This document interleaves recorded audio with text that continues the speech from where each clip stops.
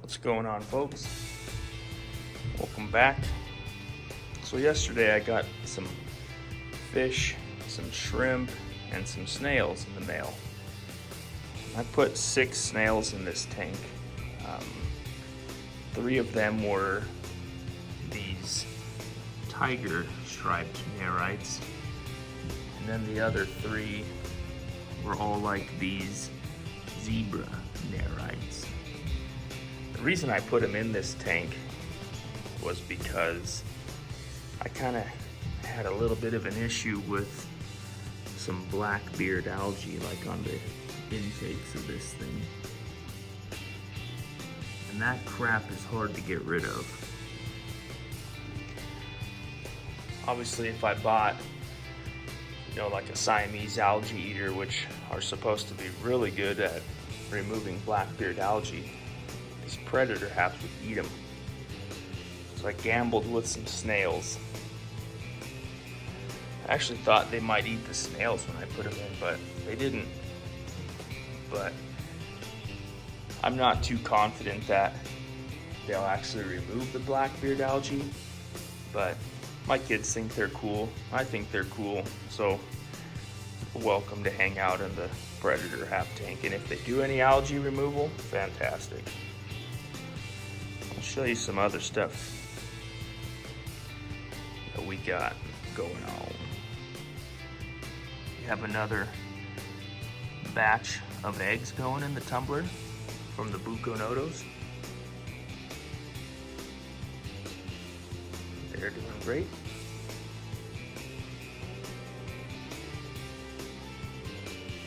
Also, down here in the 40-gallon breeder,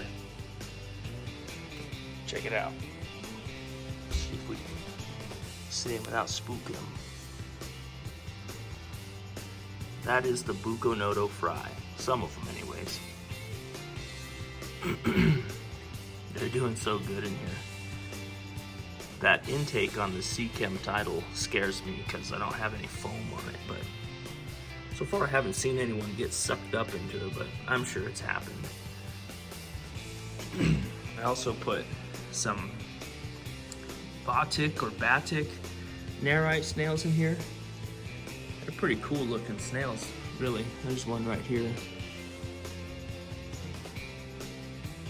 Not that one. That guy's been dead for a year or more, but I also put these little panda garas in here. Those are supposed to really kick butt on blackbeard algae, but even if it doesn't, it's still a pretty cool little fish. But yeah, buconodo fry in here. I put about 40 of them in here.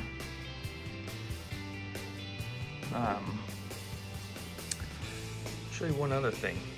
This is that little 16-gallon cube tank I made.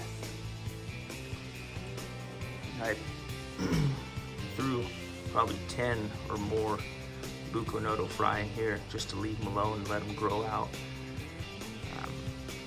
My brother gave me this crawdad.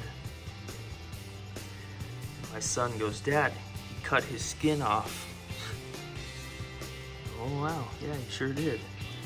So he's doing good, molted.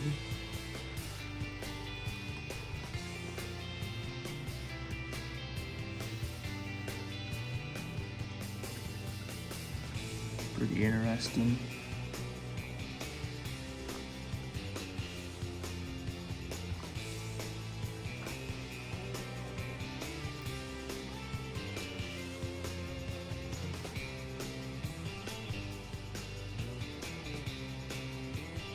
Pumped about the fry. That's super exciting.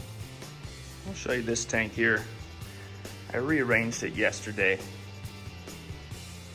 and this tank kind of ended up getting all the reject fish that couldn't get along with where they were living.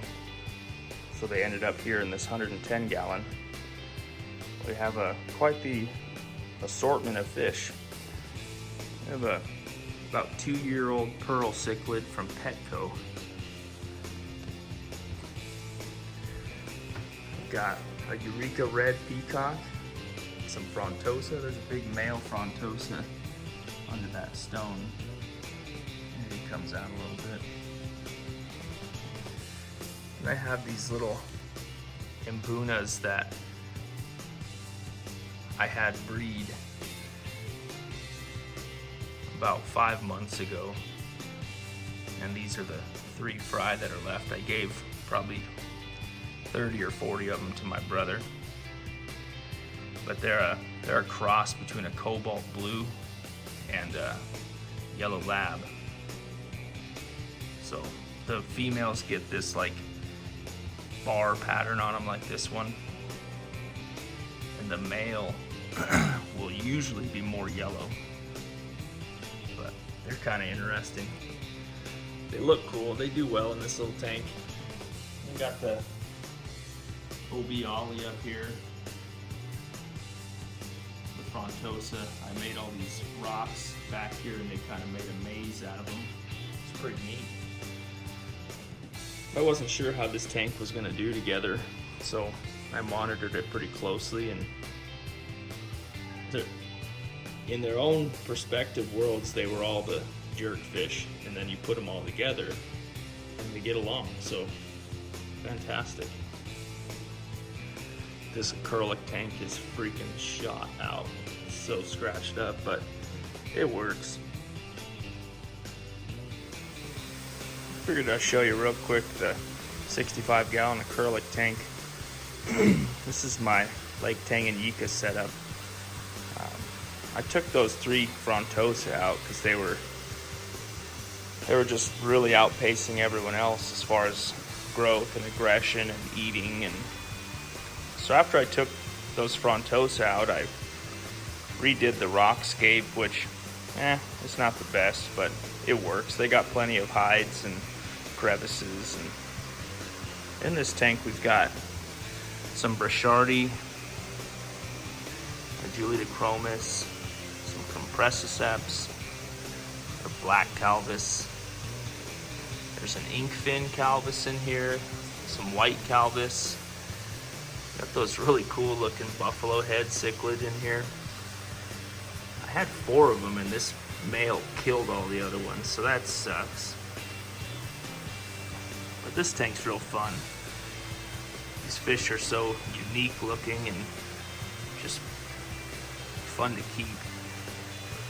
I can't wait for this Brichardi to color up because it's awesome looking.